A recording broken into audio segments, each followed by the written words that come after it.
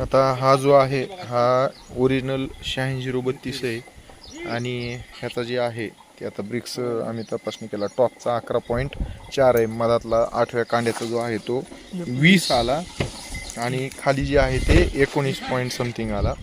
तर त्याचे रिडिंग पण जे आहे ते लिहिलेले आहेत. इवन 265 पलीकडचा जो आहे तो सुद्धा तपासणी केला. दाखवा रिडिंग आजचे घेतलेले कुठे घेतली का? तर हे अशा पद्धतीनं एकाच बेटातलं किंवा एकाच शेतातलं एकाच वेळेस तुटलेला खोडवा आहे. 265 दाखवतोय 16.4.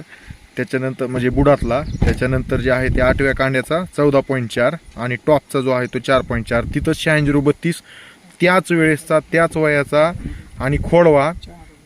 कांडी संख्या जवळपास सारखीच. वर 8632ला जे आहे ते 19 कांडे आहेत आणि 18 ते 19 आणि ह्याला 265ला सुद्धा जवळपास 16-17 कांडे आहेत. तर हे 8632 ओरिजिनलचा जो आहे तो बुडातला 19.8, त्याच्यानंतर मिडल जो आहे तो 20 आणि टॉपचा जो आहे तो 11.4. एवढं जे आहे ते तफावत या ठिकाणी ब्रिक्समधली आहे आणि त्याच्यामुळे जे आहे ते साखर उतारावर सुद्धा जो आहे तो त्याचा परिणाम. इथलेच प्लॉट आहेत. हे जे आहे हे ओरिजिनल 8632 उगं एक 5-6 वळी त्यांनी लावल्यात आणि इथून पुढं सगळा जो आहे तो हा 265. हे 265 हे असा फरक आहे. इथून पुढे एक 4-2 काकड्या फक्त ह्या 8632च्या.